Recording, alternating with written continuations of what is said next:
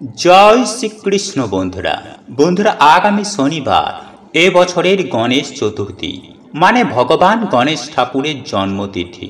এই দিনে ভগবান শ্রী গণেশ জন্মগ্রহণ করেছিলেন এবং এই দিনে ভগবান শ্রী গণেশ অর্থ, সুখ, শান্তি, সমৃদ্ধি নিয়ে আমাদের প্রত্যেকের বাড়িতে আসেন।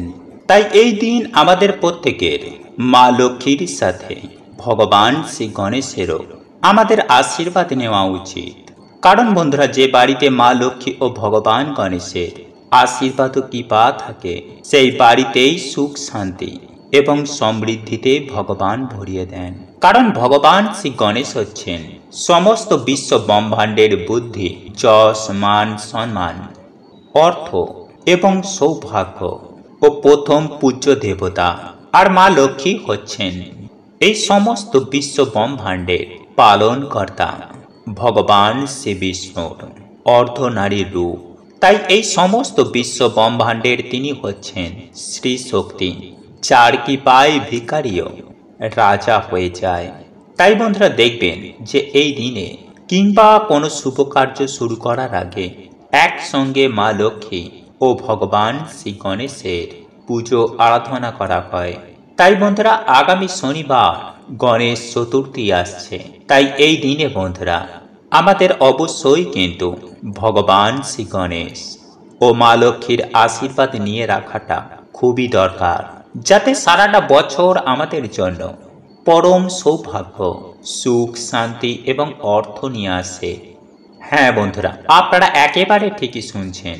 বন্ধুরা, যদি কিছুতেই আপনাদের হাতে অর্থ না থাকে, বাড়িতে কি প্রায় আপনাদের ঝগড়া, ঝামেলা, অশান্তি লেগেই রয়েছে, রোগ ব্যাধি কি আপনাদের পিছন ছাড়ছে না, তাহলে বন্ধুরা, আপনারা গণেশ চতুর্থীর দিন আপনারা গরু বা কুকুরকে এই খাবারটি খাইয়ে দিন।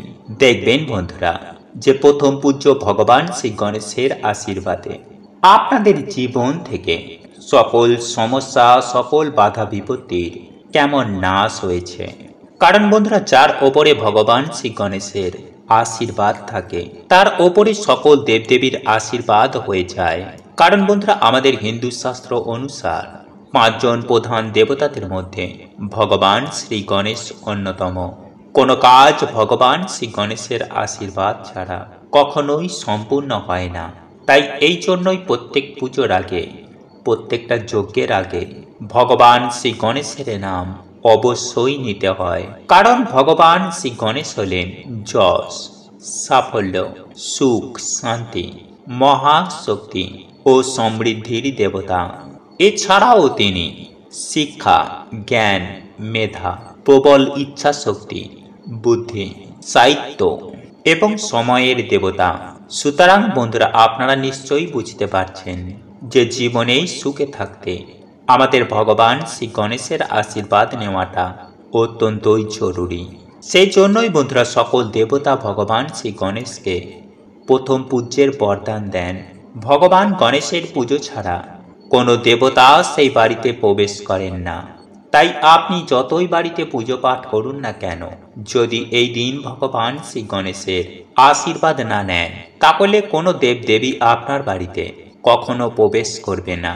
তাই স্বয়ং পরমেশ্বর ভগবান শ্রীকৃষ্ণ বলছেন যে এই দিনে যদি কোনো ব্যক্তি কোনো গোমাতাকে এই দুটি খাবার খাইয়ে দিতে পারে, তাহলে সেই ব্যক্তির জীবন থেকে সমস্ত রকমের দুঃখ, কষ্ট, জ্বালা, যন্ত্রণা, রোগ ব্যাধি, বাধা বিপত্তি, দারিদ্রতার একেবারে নাশ হয়ে যায়।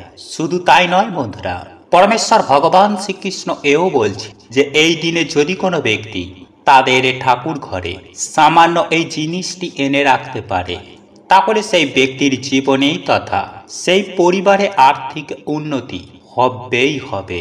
হ্যাঁ বন্ধু, আপনারা বলতে পারেন ভগবানের আশীর্বাদে আপনারা রাতারাতি কোটিপতি হয়ে যাবেন।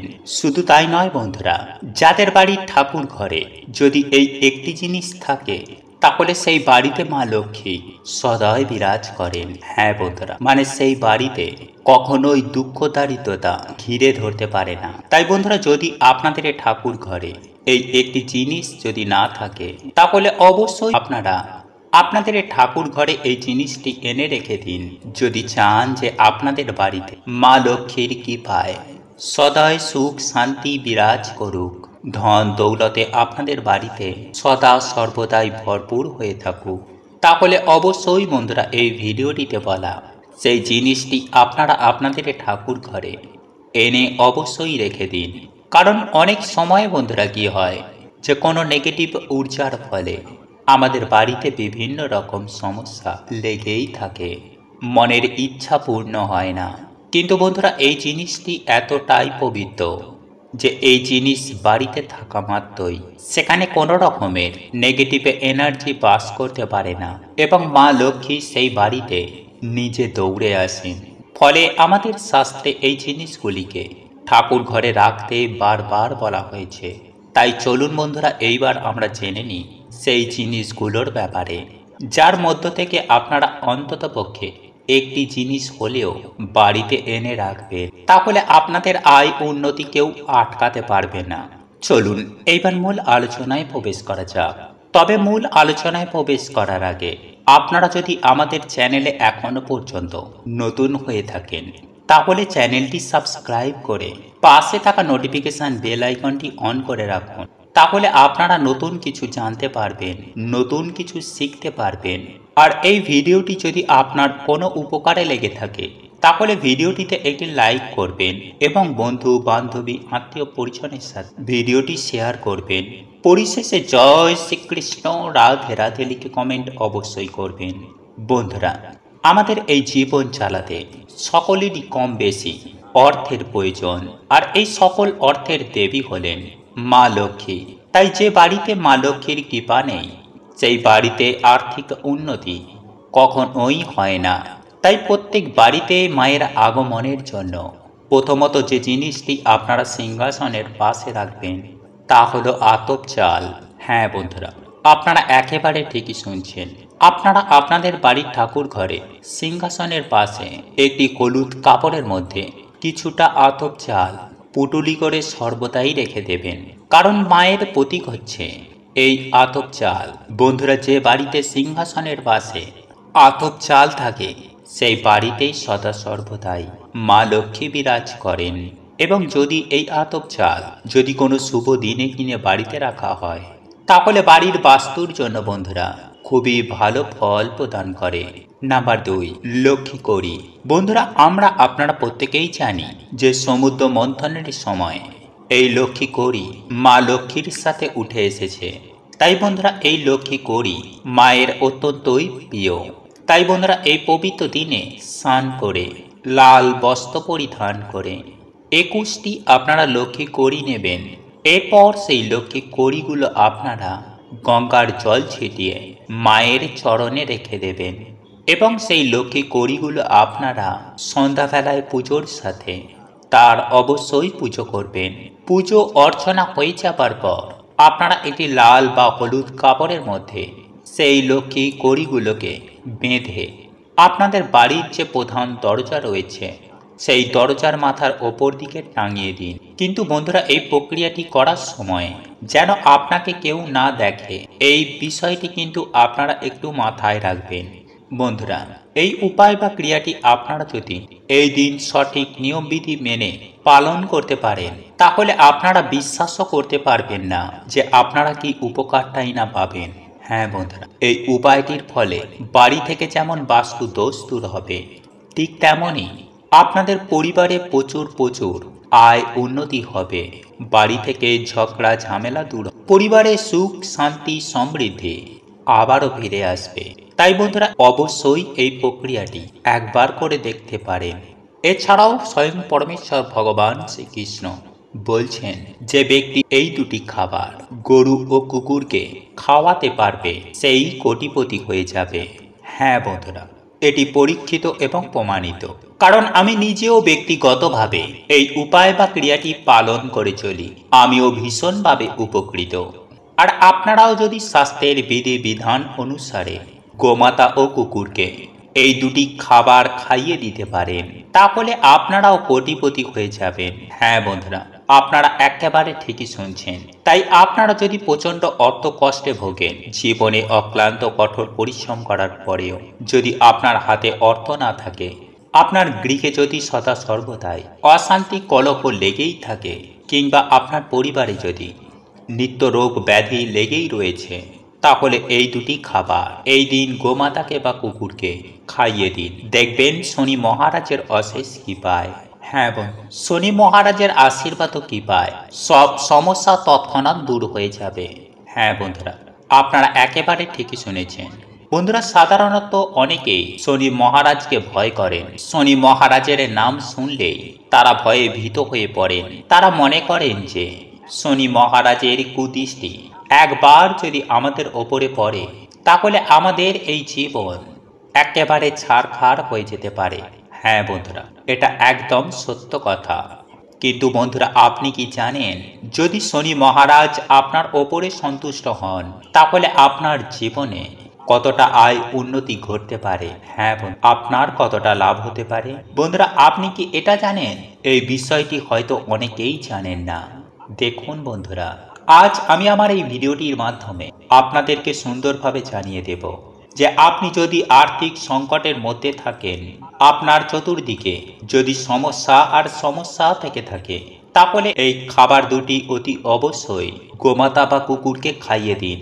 তাহলে দেখবেন শনি মহারাজের কৃপায় আপনার দুর্ভাগ্য সৌভাগ্যে পরিণত হবেই হবে।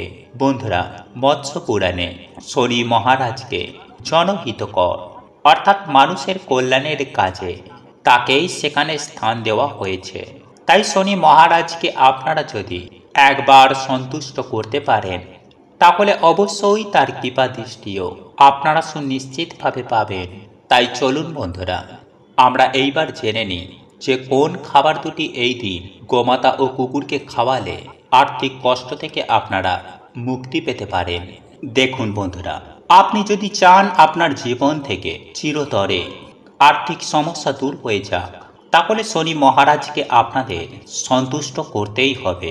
দেখবেন আপনার জীবনে যে কোনো মুহূর্তে যে কোনো সমস্যার খুব সহজেই সমাধান ঘটে যাবে।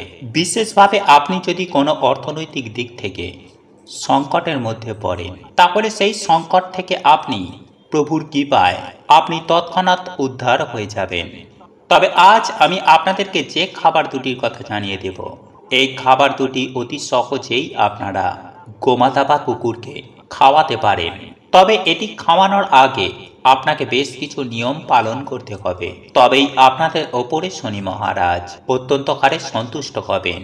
বন্ধুরা, পুরাণে কথিত আছে যে আপনি যখন বাড়ি থেকে বেরোবেন, তারপরে আপনি যদি কোনো অসহায় গরিব দুঃখী দুস্থ মানুষকে বা কোনো ভিখারিকে যদি দেখেন, আর সেই ব্যক্তি যদি আপনার কাছে যদি সাহায্য চাইতে আসেন, তাহলে আপনি কখনোই তাকে খালি হাতে ফিরিয়ে দেবেন না।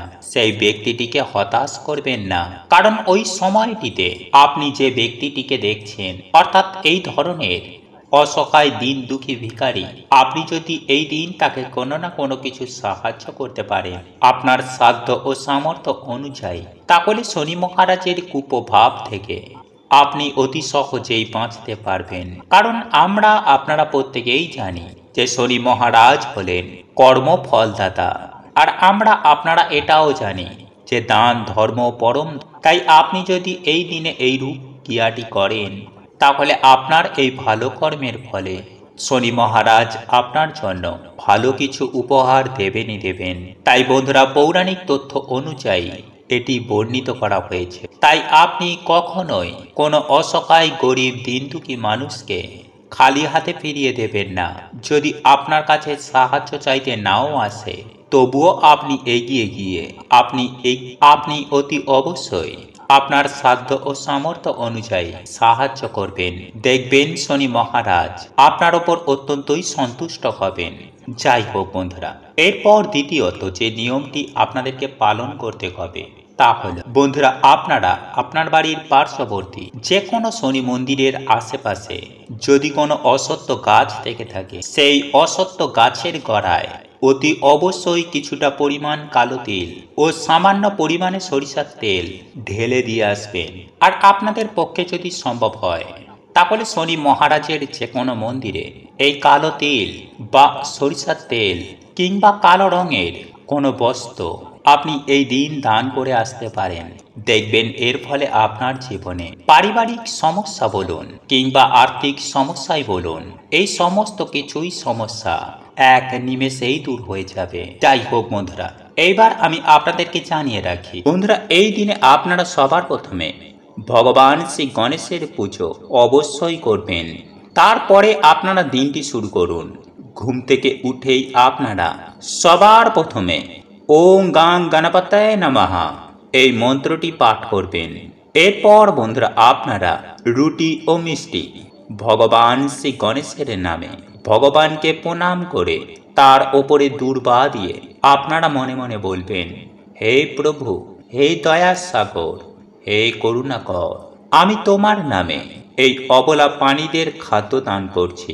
প্রভু, যদি আমার কোনো ভুল হয়ে যায় তুমি আমাদের ক্ষমা করো এবং আমাদের জীবন থেকে দুঃখ দারিদ্রতা প্রভু তুমি চিরতরে দূর করো।